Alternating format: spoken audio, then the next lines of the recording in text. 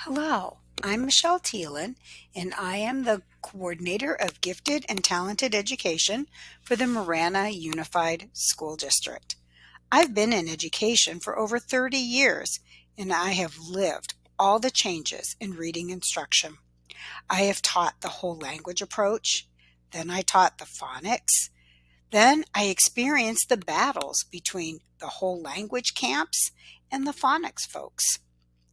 I have lived through many ELA adoptions, basal readers, balanced literacy, and the many interpretations of the science of reading.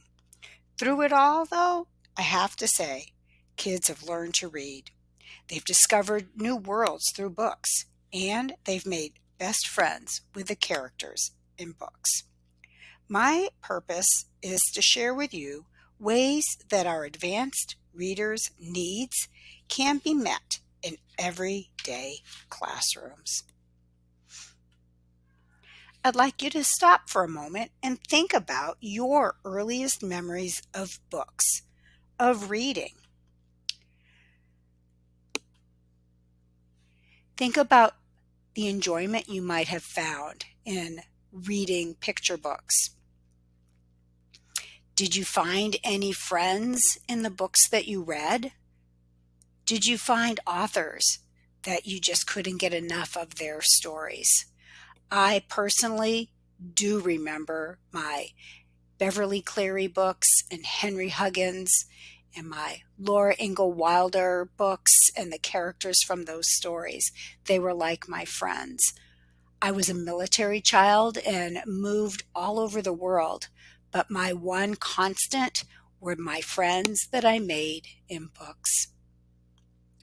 My earliest memories of reading, though, I will say, came from Dr. Seuss. I can remember eagerly waiting every month for the Dr. Seuss book to arrive in the mail and then sitting down with my parents and reading those books and just the enjoyment that came from that. Now, I'd like you to think about your earliest memories of reading in school. Now, my generation learned to read with Dick and Jane, and our classrooms looked very different from the classrooms today. Kindergarten was all for play. Yes, we did have times where the teacher gathered us around and read to us, but reading ourselves was reserved for first grade. And I can remember walking into a first grade classroom, much like the classrooms pictured here, and getting excited to start to read and have the stories come alive to me. Like I said, I remembered the authors and the series who became my friends. To this day, I still gather books from the same authors. And as soon as an author publishes a new book, I'm right there getting it. So let's not lose sight of what our goal of reading instruction actually is, and it is to create lifelong lovers of reading, reading for information and reading for pleasure. But let's also acknowledge that personal philosophies of reading instruction are, in fact, very personal. I read recently that it could run very deep in teachers' souls. So now I'd like you to think about yourself today. Do you consider yourself a reader? What are you currently reading? What books are on your nightstand? How do you share the importance of reading with your students? Do you model reading for enjoyment? Do you also read when your students are reading independently or when you have silent reading time in your class? When I was working on my reading endorsement, I remember a college professor who told us that it was very important for our students to see us value books, not just talk about valuing books, but to actually see us enjoying a good book.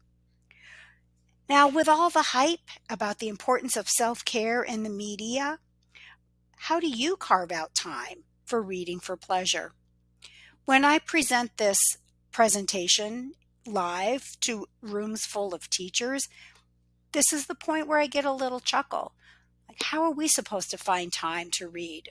We're so busy with all the things that happen in our classrooms. I will tell you that my discovery over the pandemic was the joy that can come from listening to books.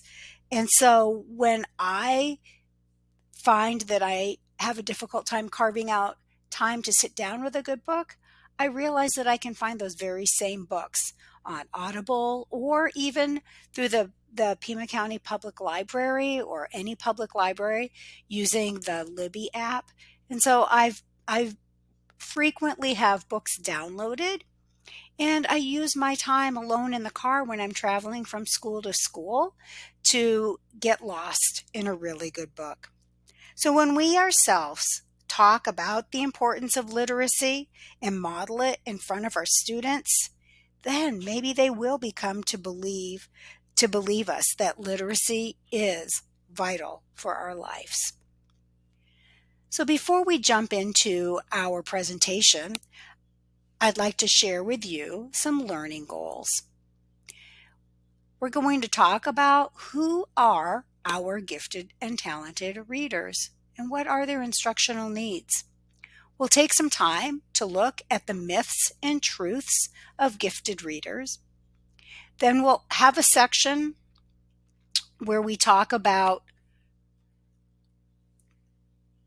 the components of a reading program for gifted and talented readers. And then we'll close with taking a look at some resources that are available to provide teachers with ideas for books that are appropriate for our gifted readers.